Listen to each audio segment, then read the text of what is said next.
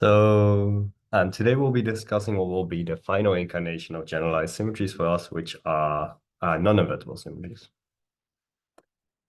My aim is to introduce these non-invertible symmetries through a illustrative and phenomenologically relevant example, namely the axion. And in doing so, stick very close to concepts that as particle physicists we're familiar with, such as, for instance, effective field theory, etc. My aim is going to be to show that in the presence of an axion coupling two photons, the ordinary shift symmetry of the axion turns into one of these non-invertible shift symmetries. And afterwards, we'll see relevant applications in axion physics using the fact that we have this sort of new kind of symmetry.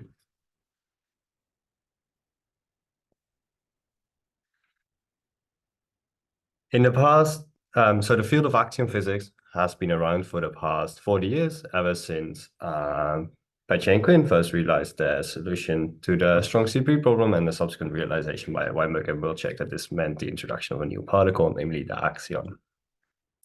In contrast, non-invertible symmetries are a very new field with most of the work in dimensions larger than 2 on non-invertible symmetries only really having taken place in the past 2 to 3 years. One of the reasons that these non-invertible symmetries might only have been so very recently discovered is the fact that they go against a very key observation that has led physics for the past 100 years, which is that symmetries are generated by groups. Instead, with these non-invertible symmetries, we will drop the requirement for symmetries to be generated by groups. And in part, this, for instance, also means that not every symmetry generating operator might have an inverse, hence explaining the name non-invertible symmetries. So in two-dimensional theories, these non-invertible symmetries have been known about for a very long time, albeit maybe under a different name. For instance, in the condensed matter literature, one very famous known example is the 2D Ising model at its critical point.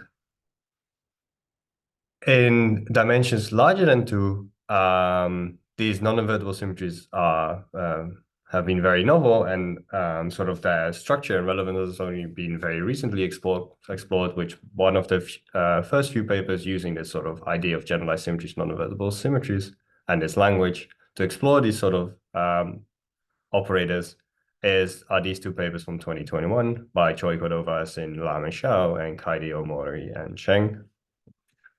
Let me also briefly mention that in at least part of the mathematical community, the language used to describe these non-invertible symmetries and these generalized symmetries is the idea of category theory or higher category theory.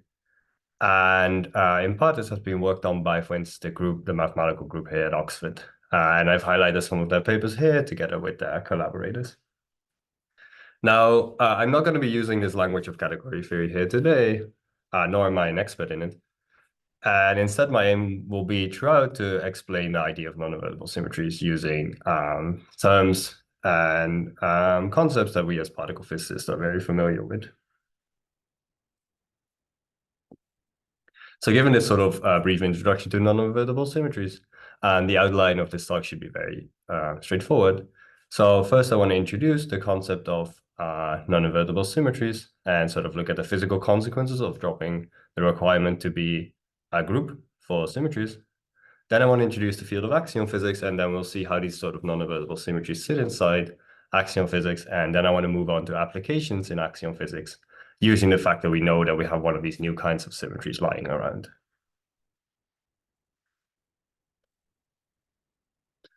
So in the past few lectures with Lakshya and Lula, we've been building up this idea of higher form symmetries.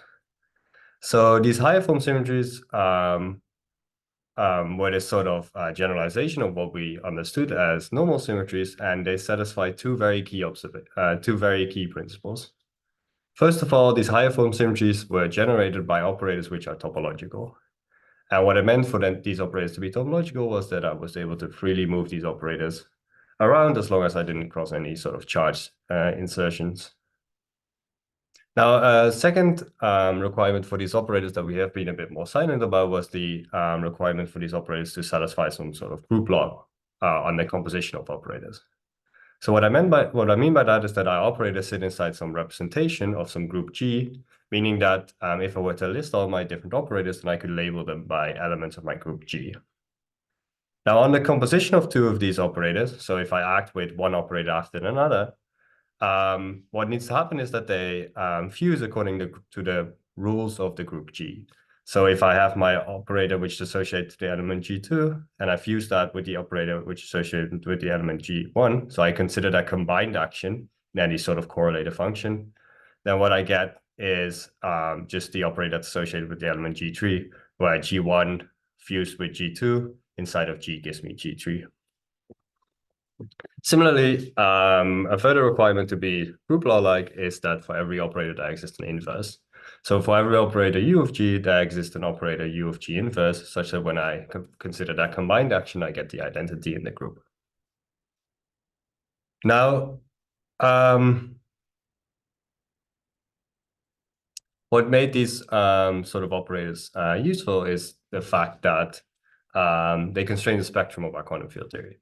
So they lead to different word identities, they lead to different selection rules, and they imply, and whenever we consider this sort of symmetry and their interactions with other symmetries, we get anomalies which give us non-trivial information about, for instance, the IR of our spectrum.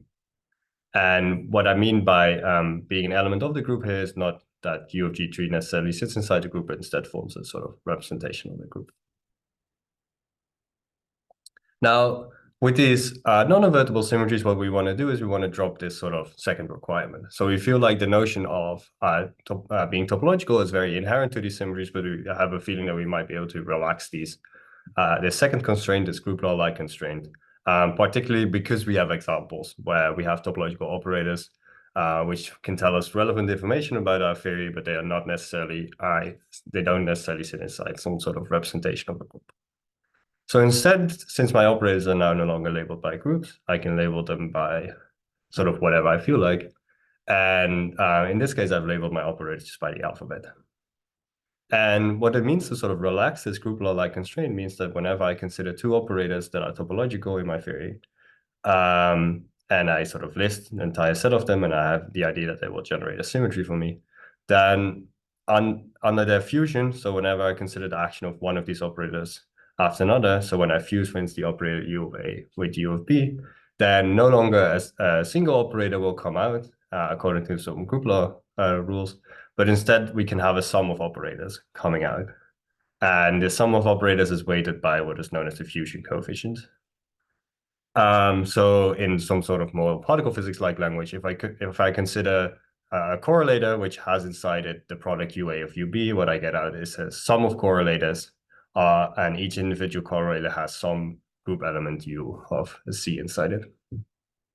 So we see that this requirement to be a group is sort of lessened, and instead we are considering just simple algebras. And in fact, what we're considering is fusion categories or high fusion categories. Now, as I said before, this sort of dropping this requirement to be a group goes against this very key observation that had led physics for a very long time. This sort of like a strong mantra that we have in physics. But in fact, the requirement, in fact, this sort of fusion-like, this sort of fusion we're actually very familiar with in physics. Consider, for instance, the theory of representation theory. So whenever we have a representation, an irreducible representation R1, and we have an irreducible representation R2, then whenever we consider that tensor product, not just a single representation comes out, but instead a sum of irreducible representations comes out.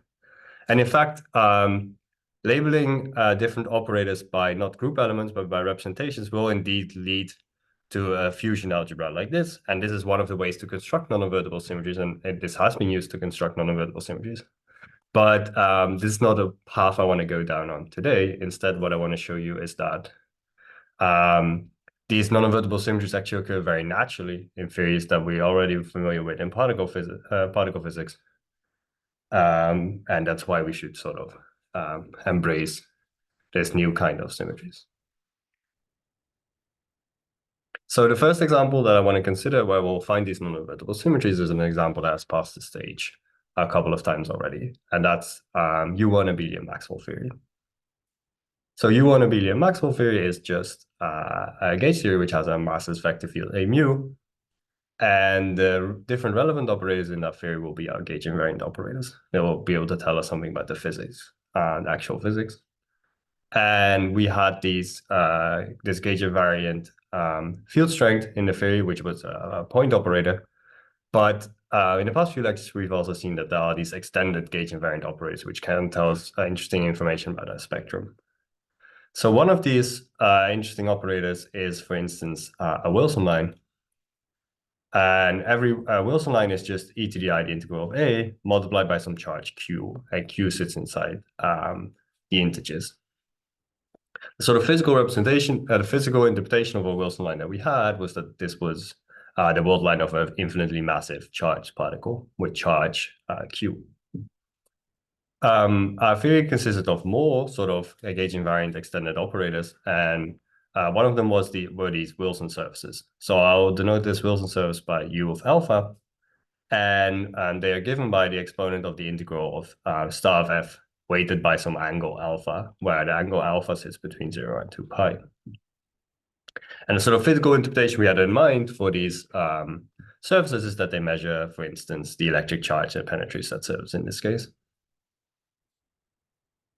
Now, what we saw in the past in the first lecture was that these operators are interesting because these operators u of alpha are topological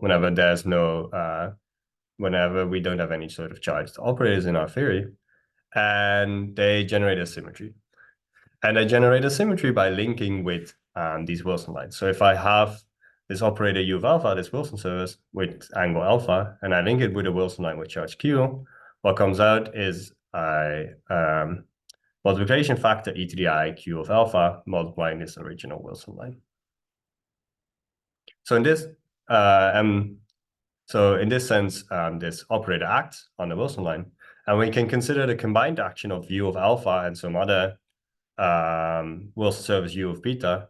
And what we see is that if we combine the two and act at one after another, then the angle that will be produced is just e to the I q alpha plus beta. So in that sense, we see that our operators u of alpha fuse according to some U1 group law. And that means that we're working here with a U1 one-form symmetry because it acts on one-dimensional operators. So therefore, we proclaim this sort of U1 one-form symmetry because we have topological operators and they fuse according to a U1 rule, and they act on these one-dimensional objects. Now, what sort of Ludo emphasized in the second segment of lecture is that it isn't really enough to consider all the sort of symmetries that you have in your quantum field theory independently, and instead you should also consider their interactions. So what happens to one symmetry if I activate the other symmetry, etc. And this was the idea of anomalies. Now, an interaction that I want to consider today of this symmetry, this U1 one-form symmetry, with another symmetry is the interaction it has with the symmetry charge conjugation. And specifically what I have in mind is what I want to do is I want to gauge charge conjugation.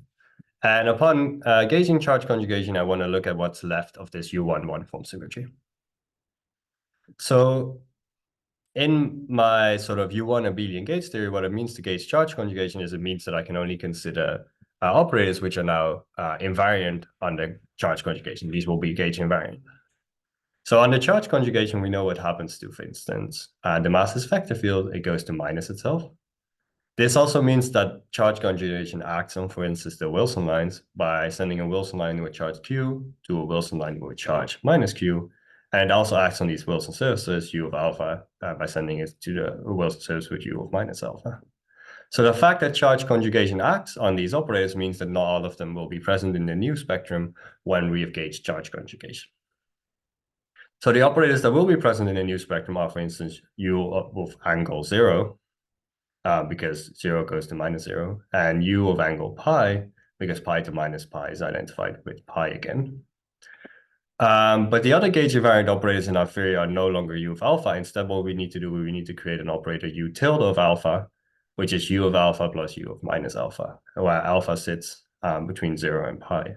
And you can see that under charge conjugation, this goes to minus alpha and this goes to alpha. So the operator is invariant on the charge conjugation. So we have found these new operators, these U tildes, which are topological still, because the U's are topological operators. And we want to figure out what sort of fusion they satisfy, because then we can figure out what sort of symmetry they generate. So in order to figure out what sort of symmetries these U tilde operators satisfy, what we do is we simply consider their product. So we grab the operator U tilde of alpha and U tilde of beta, and we decompose them in terms of their original operators. We fuse these according to the U1 group law that they satisfy, and then we recompose them as the U tildes. And what you find is that U tilde of alpha fused with U tilde of beta fused to U tilde of alpha plus beta plus U tilde of alpha minus beta. So what we discover here is that our new sort of symmetry generating operators, which will generate symmetries on these on any new sort of gauge invariant Wilson lines, no longer satisfy this U1 group law, but instead they satisfy some more general fusion law.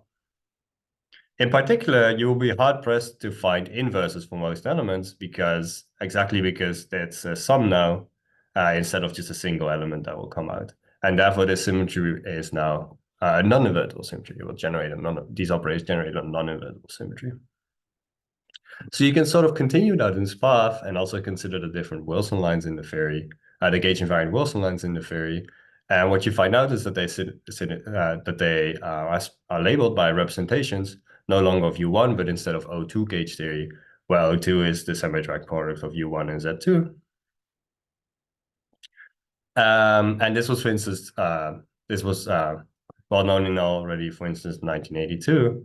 But a very nice paper that I like on the subject is the paper by Heidenreich, McNamara, Montero, Rees, Rudelius, and Valenzuela in 2021, where they have very clear explanations of, for instance, this charge conjugation procedure U1 abelian gauge theory. And they've considered both these non-invertible symmetries and these new Wilson lines that you get out. Instead, what I want to get, instead of sort of continuing with this example, what I want to do next is I want to, now having sort of shown you how these non-invertible symmetries can arise quite naturally in theories that we already know in particle physics, what I want to do is I want to go to an example which has a slightly easier fusion algebra in order that we can sort of get at the physical consequence of what it means to have a sum come out of two operators instead of just a single operator. So the example I want to go to is the 2D Ising model at its critical point. And during this presentation, I will it will not be relevant to know anything about the 2D Ising model, nor will I introduce anything about the 2D Ising model at its critical point. Instead, it will sort of be a placeholder for the fact that what I really want to say is that there are just sort of three topological line operators in the theory, and we want to consider the action of these three topological line operators. So the line operators in the theory are the identity eta and d, and in the 2D Ising model, these are the identity, the spin flip operator, and the Kramers-Wanier duality defect. So what makes these operators interesting is their fusion rules, and they have satisfied maybe what is the least complicated, but at least non-trivial fusion algebra that we know of. So eta fusing with eta gives me the identity. Eta fusing with d gives me d fusing with eta, gives me dA again. And a sort of non-invertible operator, the sort of non-trivial one is d fusing with d, doesn't just give me the identity, but instead it gives me the identity plus eta. So eta is one of these invertible operators, whereas d is one of these non-invertible operators. And what I want to do next is I want to sort of get at the physical consequences using just this very simple 2D Ising model at its critical point. In order to sort of get at the physical consequences, I want to compare one of these invertible symmetries with generating operators with one of these non-invertible operators. And what I do is I'll compare its action on one of the operators in the theory, and this operator I've just denoted by sigma here. It's just a spin the operator that measures spin along the z direction. And I want to get at what the action of eta is on sigma. In order to explore that, what I need to do is I need to push sigma past eta. And then I will, on the right-hand side, have some new operator, and that will be the action of eta on sigma. Very akin to like how we study commutators in just ordinary quantum field theory. So when I start pushing sigma past eta, what will happen is that at some point, I've sort of I'm trying to push it through this wall, and sigma will be surrounded by eta, and sort of this cavity forms. So once this cavity has formed, what I can do is I can bring eta closer to eta and sort of pinch it off. And in that way, I'll be left with just eta, and then eta surrounding sigma in a bubble, which just gives me sigma prime, just eta acting on sigma. So, and what we've made use of here very explicitly is the fact that once eta comes closer to eta, it will fuse to the identity. So there's nothing between eta and sigma prime where eta has acted on sigma by a spin flip. Instead, there's just the identity here where we've sort of pinched off this cavity. In contrast, with these non-invertible symmetry operators, we'll find that this is no longer possible.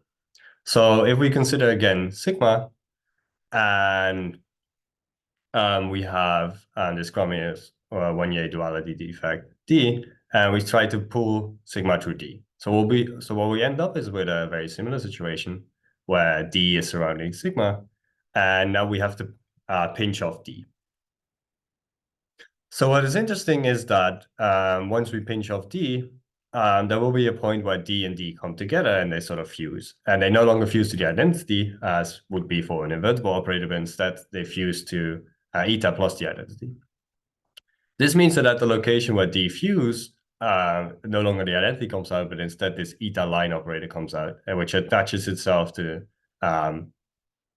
D having acted on sigma and the operator D. So this is a very sort of easy way to recognize these sort of non-invertible symmetries, which is whenever I have one of these non-trivial fusion rules, meaning that the operator doesn't have an inverse anymore, whenever I have to collapse it onto itself, something non-trivial will come out, which is in stark contrast to these sort of invertible symmetries.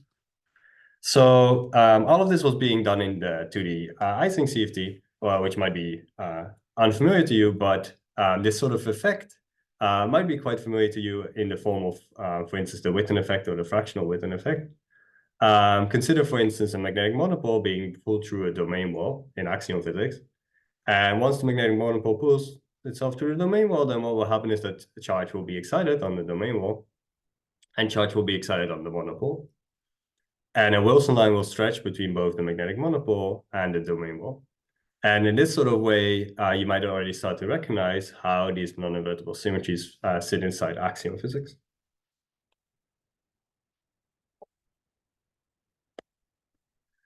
So having sort of built up these, at least part of the mathematical framework of these non-invertible symmetries, what I want to do is I want to stop here and move on to axion physics.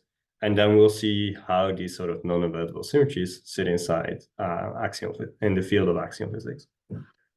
So to me, the axion is one of the most compelling new physics candidates.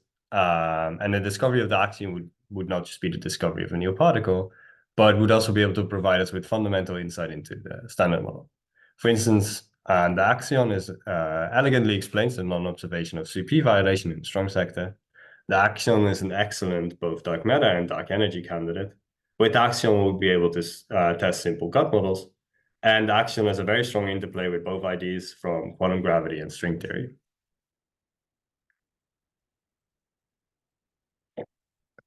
Now, most, if not all of the desirable properties of the axion rely on the fact that it has this approximate shift symmetry, making it generically a very light particle. Now, since axion is very light, owing to this shift symmetry, approximate shift symmetry, it will generically survive in any sort of low energy effective field theory together with other light or massless particles, such as, for instance, the photon. And it's therefore very sensible to consider the low energy axion photon effective field theory. Now, in this effective field theory, I will denote the axion with A, and the axion is a compact field. A is the same as A plus 2 pi, and it's a pseudoscalar. I'll also assume that the axion has at least an approximate shift symmetry, which shifts the axion by axion plus some angle alpha, which is between 0 and 2 pi. The low energy effective field theory we'll consider, I will adopt the axion Maxwell Lagrangian, And it will always contain two terms. One of them is the kinetic term of the axion, which is weighted by FA squared, where FA is known as the fundamental period of the axion. And the kinetic term of the photon, where I've normalized the photon in such a way that 1 over E squared sits outside of the kinetic term. Now, what I want to do is this effective field theory as it stands is a bit boring, so we have to introduce some sort of coupling of the axion to the photon. And what I want to do is I want to couple the axion to the photon through a very special term, and which is most often researched in axion physics. This very special term, I'll just dub the axion photon coupling, and the term consists of just being linear in the axion. It's normalized by 16 pi squared, and the axion multiplies f mu nu tilde, where f mu nu tilde is known as the electromagnetic dual of f mu. Now this term f mu nu tilde is so special that it deserves a special name. It's known as the Chern-Ponty eigenidentity. And the reason it's special is because it's a total derivative, meaning that f mu nu tilde can be written as the derivative of something that looks Chern-Simon-like. Now, any sort of term that you can write as a total derivative has no perturbative effects in quantum field theory. And the reason is that any sort of vertex associated to this term is always weighted by the total momentum flowing into that vertex, which is zero by momentum conservation. And the reason is because this differential operator acts on all of the field, so it pulls out all the momenta that come into the vertex. Now, one sort of question you have to sort of wonder about that is that once you introduce this axion photon coupling, what about the shift symmetry of the axion?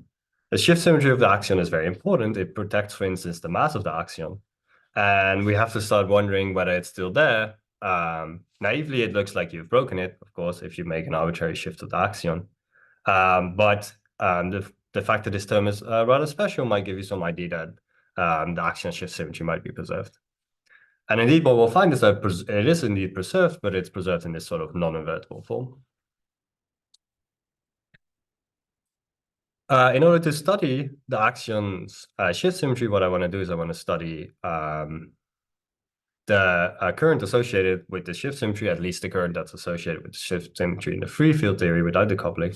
And that current I will adopt the PQ current, and it's just given by d mu of A. Now, given the sort of equation of motion that we can write down for the axion, if we have this axion photon coupling in the Lagrangian, what we can do is we can calculate the divergence of J mu PQ. And what we find is that it's not zero. Instead, d mu J mu PQ plus 1 over 16 pi squared times this Chern-Ponty eigendensity is zero. So what we find is that this current is not conserved. At least the J0 PQ is not conserved. But what we know is that f mu nu tilde is rather special. And it's rather special in the sense that it's a total derivative d mu times something.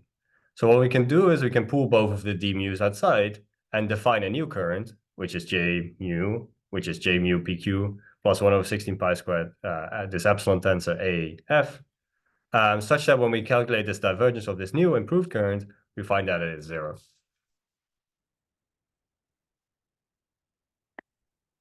Correspondingly, what we can do is we can write out some sort of improved operator by exponentiating J0. For instance, we can write down an improved operator d of alpha by exponentiating J mu. And here what I have in mind is that I've exponentiated over a specific time slice. And this operator does indeed generate a shift. A goes to A plus alpha. Alas, we can sort of not proclaim victory just yet. The axial shift symmetry is not just there. And that's because there's something like gravely wrong with this improved operator. And what is wrong, you can find out for any sort of angle, but what I want to do is I want to focus today especially on the angle alpha, which is 2 pi over n, with n being an integer. So if we looked at this sort of improved operator, and we decompose it again into the two terms that we had. We had this J0 term, and we tagged on this sort of Chern-Simons term in order to make d2 pi over n topological, in order to make the total current conserved. What we find is that there's nothing wrong with this first term, but the second term looks rather fishy. And what is rather fishy about this second term is that it is a Chern-Simons theory, but it has a fractional. Instead of being a Chern-Simons theory with an integer level, it is a Chern-Simons theory with a fractional level. Why this is rather fishy is that it's non-invariant under large gauge transformations of A mu. So even though we were sort of able to construct this improved operator and this improved current, what we find at the end of the day is that they're not gauge invariant and therefore ill-defined, at least as sort of symmetry generating operators.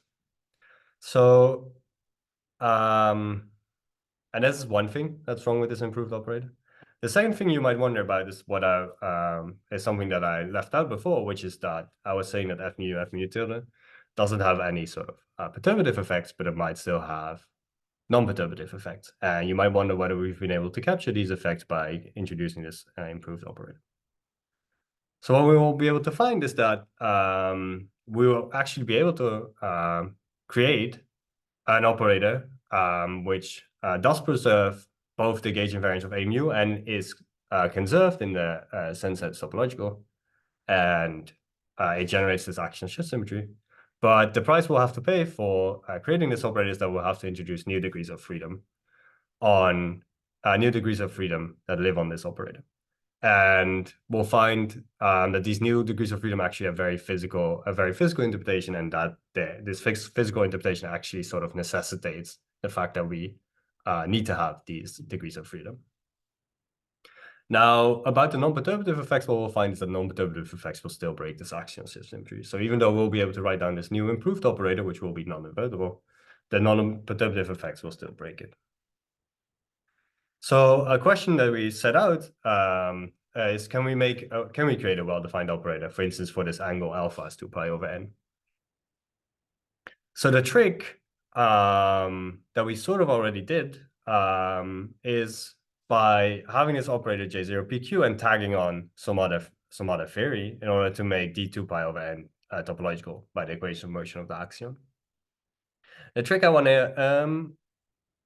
to sort of replicate this trick, but instead I want to do it in a sort of more sophisticated way, and then we find an operator which is indeed conserved.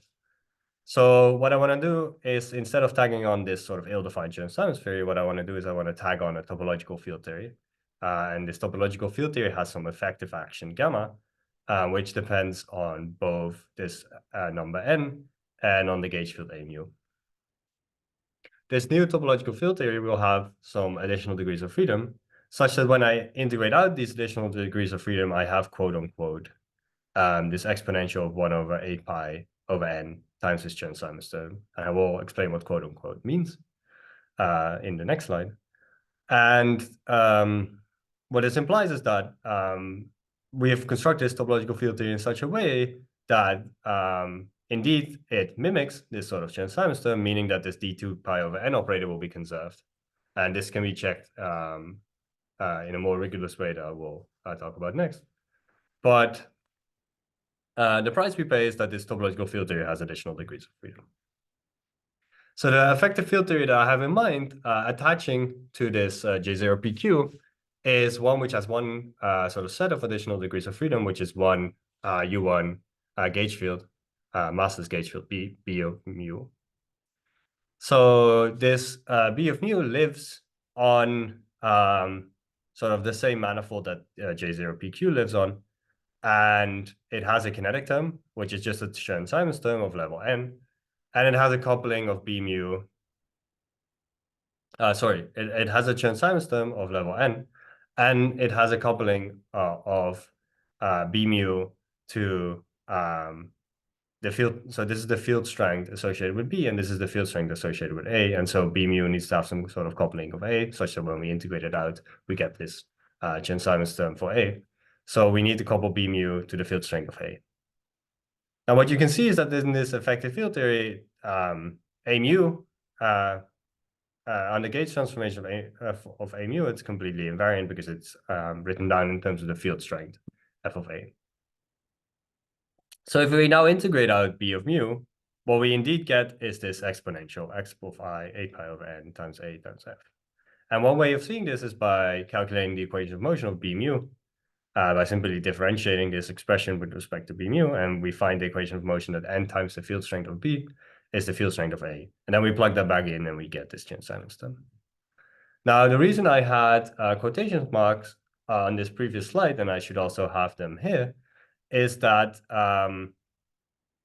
we have to plug in something for B mu once we integrate out, once we have these equations of motion, because these don't really tell us about B mu, they just tell us about the derivative of B mu being equal to the derivative of dA. And that's why it is then that's why it's in quotation marks, because we've not actually explicitly solved for B mu. We solve for the field strength of B mu. An additional way to sort of see this in a more particle physics-like terms is that we have additional degrees of freedom on the domain wall. Instead of just having this fractional Chern-Simons term, we have a really additional degrees of freedom living on the domain wall, and we can excite these additional degrees of freedom. And in that sense, tagging on this topological field theory is different from just tagging on this ill-defined Chern-Simons term, because we can excite these topological degrees of freedom. And we'll see that this excitation indeed has physical consequences.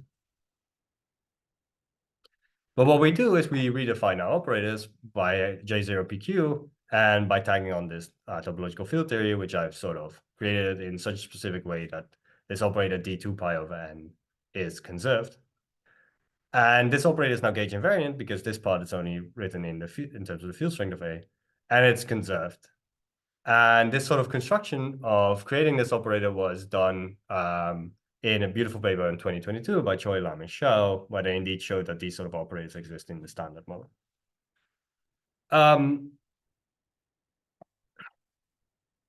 Whereas I might have been using this language of sort of integrating out the field, what they showed is that you can also interpret the creation of this operator as gauging a one-form symmetry on part of your space where the boundary of that space is this sort of manifold over which J0PQ is defined. And that indeed creates a topological operator, whereas I maybe have been using the language of sort of integrating out of field here, which is rather sloppy compared to that. One question we should have sort of asked is, what is the physics of really tagging on such a topological field theory? What does it mean? And what we find is that this operator is non-invertible. This d2 pi over n is non-invertible. So in order to sort of explore the physics, I want to just consider this operator d2 pi over n and its action on the different parts of our theory. So I place this operator d2 pi over n at some specific point in space, and it exists for all times. And then since it's three-dimensional, it has two spatial directions in which it is extended. So it looks a lot like a wall in space for all times. Now on the left-hand side of this wall, and therefore it sort of also extends out of the board. On the left-hand side of this wall, the field value is A, and because this domain wall consists of this PQ current, on the right-hand side of the wall, it will be A plus 2 pi.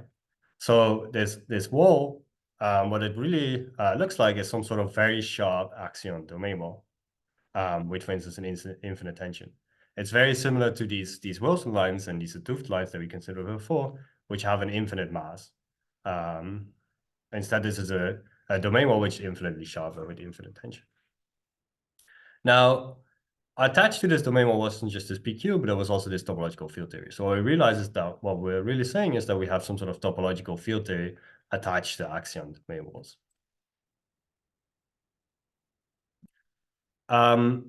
In order to sort of explore the physics, you need to allow me to introduce one more concept to you. And that's because we now have these axion domain walls, which generate an axion shift by 2 pi over n.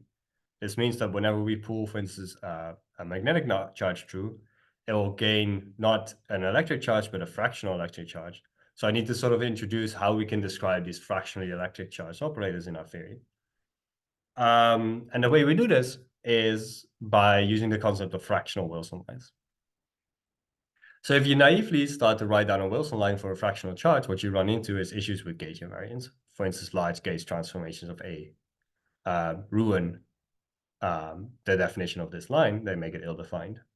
Rather, if you want to describe fractional charge, what you need to make use of is a sort of trick.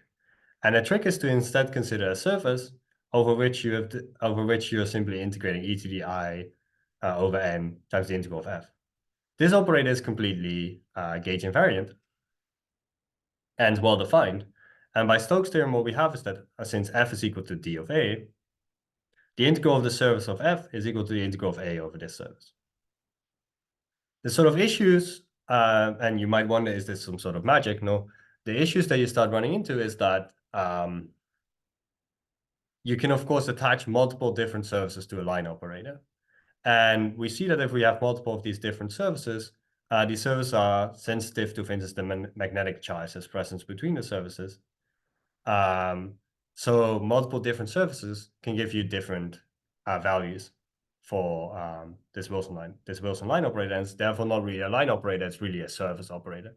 It comes attached with a surface, it's a non-genuine line operator.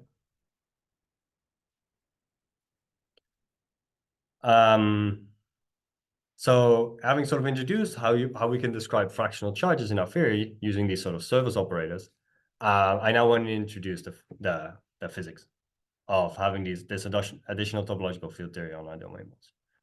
So if we consider this domain wall d2 pi over n, and we consider what is our magnetic monopole, our Earth hoofd lines, which are also extended out of the blackboard in this case, they're infinitely heavy magnetic monopoles, then we can get at the physics by sort of pushing this hoofd line through the domain wall, just as we did in the 2D Ising model.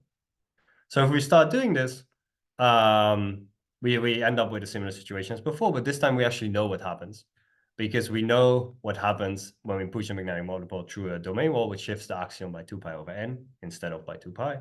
What happens is that the magnetic monopole gains a fractional charge. So if this was a unit hoofd line, if it had unit charge, then the electric charge, then what will come out is a dion, which has the electric charge 1 over n, because this domain wall shifts the axion by 2 pi over n.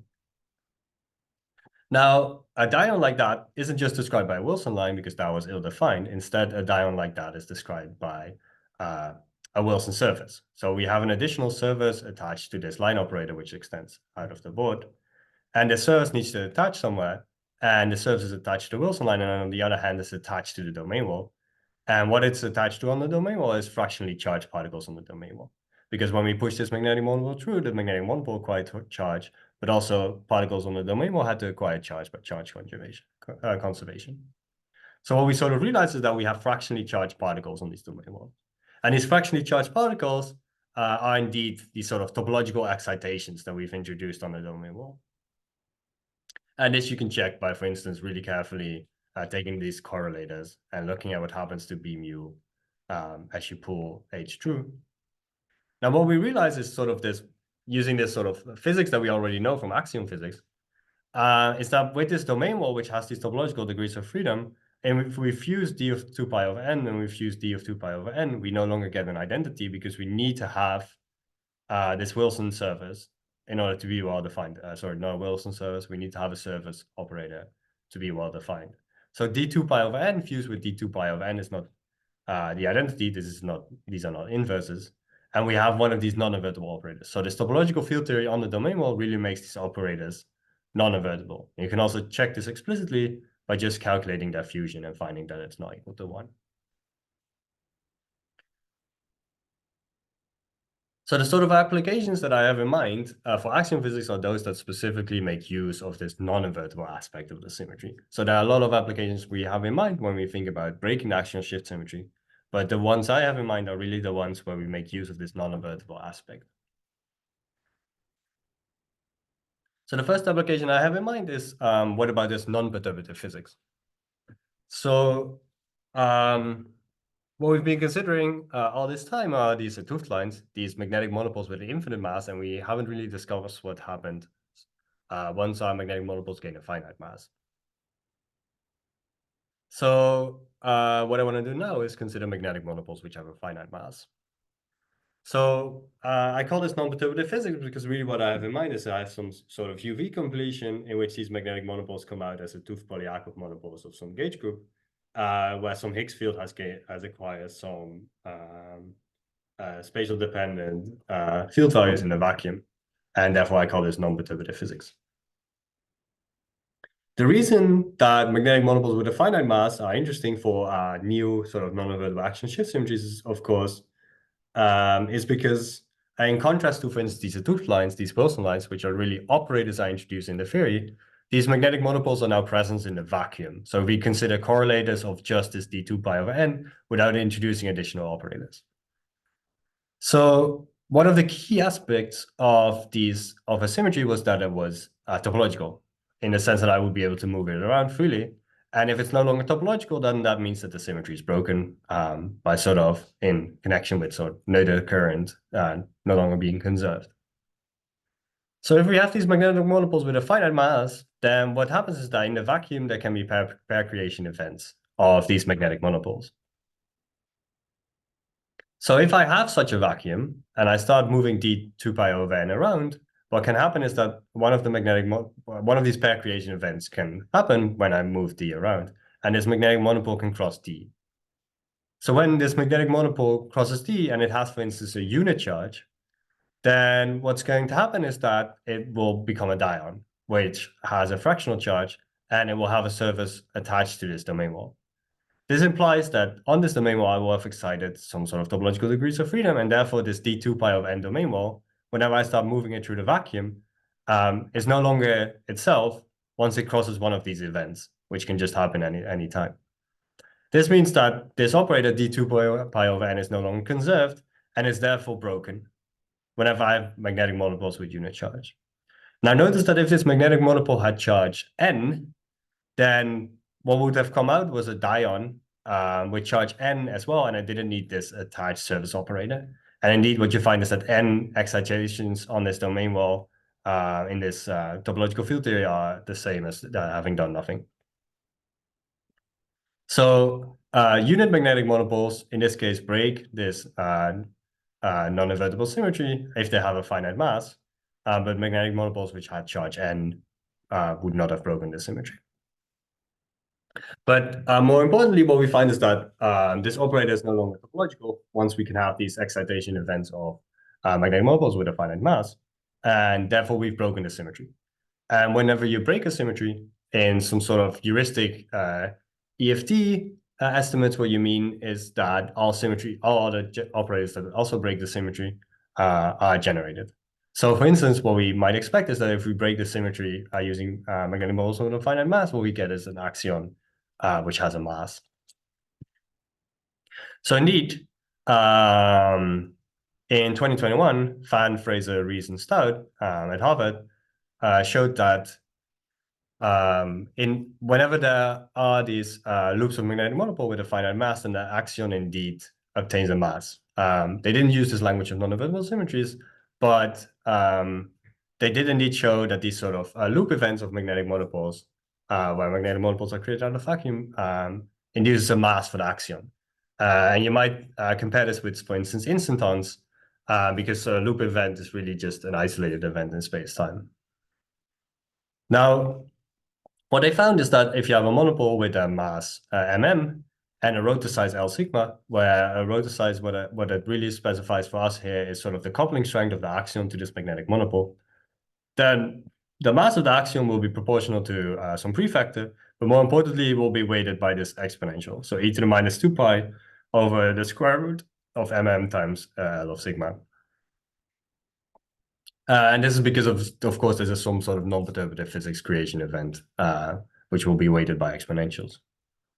So interestingly, for tooth Polyakov monopoles, you can sort of numerically plug in what you find for the mass in this rotor size, and what you get is e to the minus 2 pi of alpha, where alpha is defined by the gauge group that generates these tooth Polyakov monopoles.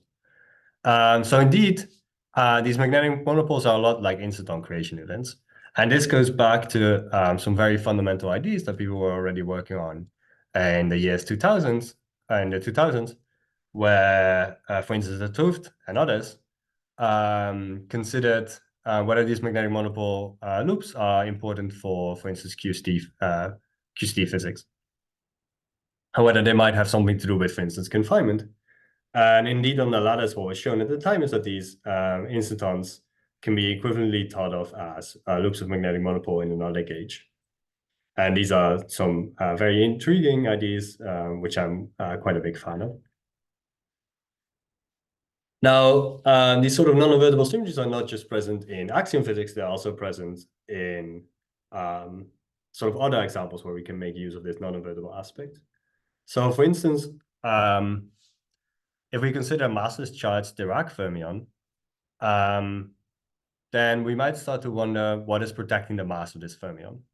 So the usual explanation that you will get is that this fermion, on top of having just its symmetry that's being gauged, it also has a chiral symmetry, and this chiral symmetry forbids a mass. But in some of the earliest examples of anomalies you might know of is that whenever you charge a fermion, this chiral symmetry is also broken. So you might start to wonder what is actually protecting the mass once I have charged it under some gauge symmetry. So the explanation is, of course, the same as for the axion. We know that we can create some sort of improved chiral symmetry such that we have an operator which does indeed still protect the fermion and the fermion shift symmetry, but it will be this non-invertible operator. Now, what makes that interesting is not necessarily that we have this operator, but that it will gives us some handle on how we can induce mass for this fermion. So very similar to the axion, magnetic monopoles will also break this non-invertible shift symmetry because there's also this F with tilde term. And this will induce a fermion mass because it breaks this non-invertible shift symmetry. And indeed, in this paper by Cordova and Omori, they considered multiple aspects of non-invertible shift symmetry breaking, but this was one of them in 2022. And they indeed find a fermion mass, which is exponentially suppressed by 2 pi over alpha, where alpha is whatever gauge group you have in mind for generating these magnetic monopoles. Now, the second application I have in mind is axions coupled to non-abelian gauge groups. So whenever an axion is coupled to a non-abelian gauge group, interesting dynamics can happen because these non-abelian gauge groups have dynamical instantons. But the gauge groups that I'm interested in today are those gauge groups which are a group modded by some sort of quotient. The reason these gauge groups are interesting is that they might be the standard model gauge group. So we know that the standard model gauge group is SU3 color cross SU2 left cross U1 hypercharge. But actually all the known representations, such for instance that of the electron, neutrino, etc., are compatible with also having a subgroup for the standard model, a quotient, which is either 1, Z2, Z3, or Z6. And all the representations in the standard model are invariant under this subgroup. And that's why we can divide sort of our gauge group out. So this was, for instance, shown in a beautiful paper by David Tong in 2017. And that's why it's interesting to consider these sort of non-abelian gauge groups, which are quotients. So the example that I want to consider is, or the application I have in mind, is coupling the axion to one of these gauge groups, and then we'll find that part of this axion's symmetry, if it remains, is non-invertible. And the example I have in mind is just the gauge group SUN mod Zn, just the easiest one you could maybe write down of a non-abelian gauge group with a quotient. So I couple the axion to its germ point eigendensity, and I multiply that germ point eigendensity by some integer L. And then what I know is that the instantons of this gauge group, just like the gauge group SUN, break the U1 shift symmetry of the axion down to ZL. What is interesting about SUN mod Zn compared to SUN is that it has more instantons. SUN mod Zn has more instantons, but these are fractional instantons. These are non-dynamical instantons for us, and they will make the axion shift symmetry non-invertible. Instead of saying it that way, what I want to do is I want to use these magnetic monopoles and these toothed lines of the theory to show that part of this ZL symmetry that remains is non-invertible. So what we know is that SUN mod Zn compared to SUN has less electric representations, in the sense that in SUN mod ZN, I can only consider the adjoint and tensor products of the adjoint as valid representations, whereas SUN also has the fundamental all the way up to the adjoint. So why this is interesting, if a gauge group has less electric representations, then it means that Dirac quantization, the constraints sort of electric and magnetic representations have to satisfy, are less constraining on the magnetic monopoles because there are just less of these Dirac quantization conditions to satisfy for the magnetic monopoles. So if you have less electric representation, what that means is that you will have more magnetic representations. So for instance, in SUM and ZN, you only have electric adjoints, which means that you can have magnetic fundamentals. And this is compared to SUN, where you can have electric fundamentals, meaning that you can only have magnetic adjoints.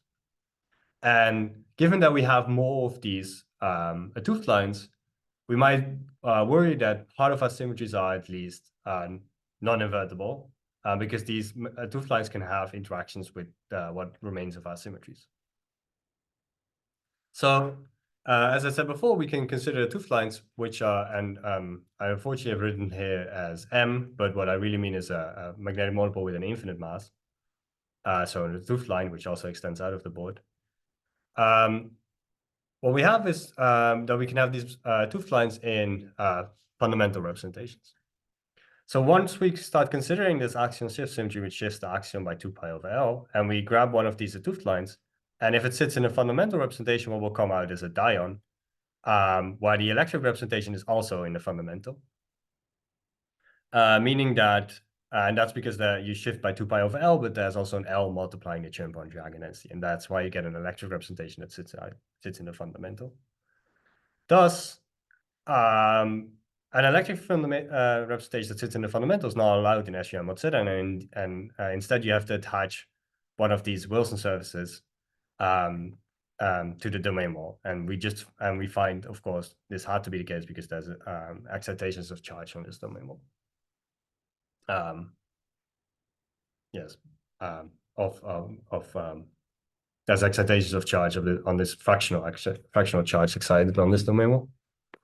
So what you find in the end is that if you allowed magnetic fundamentals, then only n of these domain walls will be invertible, because then whenever I push a fundamental magnetic monopole through, I get out something that has anality on the SUM mod ZN of n, which is allowed in SUM mod ZN. And thus only d2 pi over n over L, d2 pi n over L, only these defects are invertible, and all the other defects that we have in our theory are non-invertible. What makes this interesting is not necessarily the aspect that they're non-invertible, but that we know a very specific way to break non-invertible symmetries. So, for instance, if we consider SUN mod ZN, then we can embed that into a larger gauge group, SUN squared minus 1, in which we have broken to SUN mod ZN with some sort of fundamental in SUN squared minus 1, which is an adjoint in SUN mod ZN. Now, breaking this gauge group down with some fundamental means that we can have an Polyakov mechanism where we generate magnetic monopoles with a finite mass. This implies that the non-invertible shift symmetry of the axion, since now these magnetic monopoles that interact with this non-invertible symmetry have a finite mass, break whatever non-invertible part we had of this shift symmetry. So ZL gets broken down to ZL over N. So if this divisor is, of course, compatible. So what we find is that we find some sort of mechanism in order to further break our axial shift symmetry. And indeed, what we have done is we've made these fractional instantons dynamical by embedding it in a larger gauge group. But I've told the story from the perspective of magnetic monopoles. What makes this interesting is that, and sort of the application that might be more interesting for particle theorists, is that you can use this to sort of at least partially alleviate axion domain mode problems. So if you have an axion shift symmetry, which is ZL, but you recognize that part of that shift symmetry is non-invertible, then by having some sort of UV completion in mind for your gauge group, you might be able to alleviate at least part of the domain mode problem by breaking this shift symmetry down to its invertible subgroup. So this was discussed by Cordova, Hong, and Wang in 2023. And this is sort of the second application I had in mind. And the final application I have in mind is just the QCD axion. So consider the standard model and consider it having this. Oh, and by the way, of course, you can break the axion shift symmetry multiple ways, but what is interesting about this sort of way of axion shift symmetry breaking with magnetic monopoles is that it's very controlled in the sense that the mass will only get an exponential suppression, but you are able to avoid this axion domain wall problem. And therefore, you still save sort of the axion quality problem as long as this suppression is large enough. Now, an example that I have in mind for this, the third example I have in mind is the QCD axion in a standard model. And the specific standard model I have in mind is the standard model with subgroup Z6. So the standard model is just SU3 color cross SU2 left cross U1 hypercharge modeled by Z6. And the reason I picked this Z6 subgroup is that because we'll find the most constraining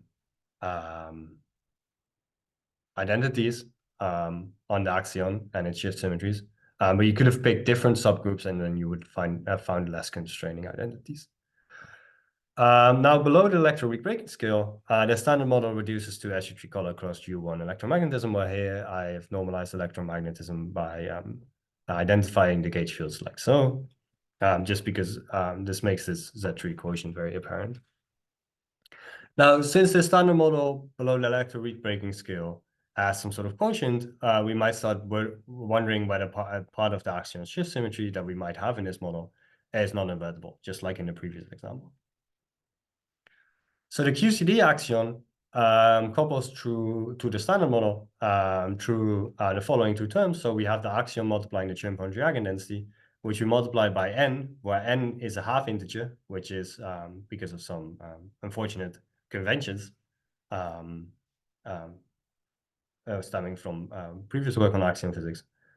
And it's known as the primordial anomaly of the axion shift symmetry with QCD. And E is the primordial anomaly of the axion shift symmetry with, it's known as the primordial anomaly of axion shift symmetry with electromagnetism. So given these sort of couplings to the standard model, one sort of basic question you should already ask yourself is what values of N and E are allowed for the axion. Why this is interesting is because, for instance, in the axion photon coupling that we find in the low energy effective field theory depends on these two values. And this is something that we're hunting down in axion experiments. Now, what will guide us in finding which values of E and N are allowed is the fact that we know that an axion 2-pi domain wall, which is not an axion shift, but really an axion gauge identification, has to be invertible. So what we'll use is we'll consider these domain walls as axion 2-pi of domain walls. And the fact that we know that we have more sort of magnetic monopoles in our system because of this quotient, to figure out which values of E and N are allowed by the fact that will let us guide us by the fact that this axion domain wall has to be invertible. So the QCD axion couples like this. And indeed, if you sort of use these magnetic monopoles, which now sit inside of representation of SU3 and U1, these toothed lines, and you start dragging them to the axion domain wall, given these values for N and E, which will determine which sort of dions come out once I consider these domain walls, then what you find is that that only these dions sit in sort of valid representations. They don't need these attached surfaces if the following holds. So 4 times n over 3 plus E has to be an integer. This was not done for magnetic monopoles, but instead done for with instantons by Rees in 2023. And this relation was also derived by Choi, Forsland, Lam, and Shao in a paper that appeared at a similar time in 2023. And indeed, this is the relation that these sort of coefficients for the QCD axion has to satisfy if you have a subgroup Z6 in the standard model. But here we've derived them using this sort of idea of non-invertible symmetries and the fact that we know that the axion 2-pi domain has to be invertible. So for the standard model, with quotients Z6, we have these relations. And the reason this is interesting is that because in the low energy effective field theory, the axion photon coupling that we measure or want to measure in, for instance, axion helioscope experiments or axion haloscope experiments, or axion-induced polarization changes in the sky, depends on this ratio E over N, and some number that's determined by the quark masses. So what is interesting is that we are now able to constrain this sort of ratio E over N, given that we know this condition has to hold. For instance, one very constraining property in this standard model with gamma Z6 is that if we don't want a domain wall problem, then that implies that N has to be a half. And that is because N is what sits in front of the Chern point reactant density for the axion, and that's what will generate the potential for the axion. Usually is what generates the potential for the axion through its dynamical instantons. And so if we don't want these dynamical instantons, if we want these dynamical instantons to break all the shift symmetries of the axion, then we need to pick N as a half. We need to pick its smallest value. Now, if N is a half, then you can start listing all these different ratios E of N, which are compatible with this equation 41. And what you find is that the smallest value for GA gamma gamma is given by the ratio E over N is 8/3, and all the other values are larger. What that means is that if you don't want a domain wall problem for N is a half, then in the axion exclusion plot, all the actions you'll find will lie to the left of this line given by GA gamma gamma by E of N is 8/3. So conversely, if you do find an axion to the right if we do find an axion on the right in the exclusion plot, then we know that the axion has to have a domain wall problem. So one sort of caveat, so this seems rather strong, like we're able to exclude half of the exclusion plot by just knowing this sort of invertibility of the axion domain wall. So let me just add that as this small caveat, or it's not, maybe it's not that too small, is that this sort of assumes that there are no other axions mixing into the problem. Because, for instance, if we have other axions in the problem, one of the papers that discusses this is in 2021 by Agrawal, Ni, and Reek, then we can still push this value GA gamma gamma of whatever we identify as the low energy axion to the right of this line E of N is 8/3 in the axion exclusion plot. So really, this assumption only holds, this very strong statement only holds if there's just one axion in the problem. Now, what is sort of appealing is that this value E over N, the smallest value, is also the value for the gut axion. It's also the value for the gut axion. So having now gone over these various applications in axion physics of these non-invertible symmetries, I feel like we're sort of at the end of this presentation, in the sense that I've introduced these non-invertible symmetries. Then I've shown you where the connection lies in the axion physics, and then I've shown you how to use the fact that you notice it's a non-invertible symmetry to derive interesting applications for axion physics. There are several aspects of non-invertible symmetries that I haven't discussed, such as, for instance, condensation defects, higher gauging on subvolumes, etc., and this sort of language of category theory. But I hope that at least I've given you a good sense of how these non-invertible symmetries work and how they can be useful for particle physics. Thank you.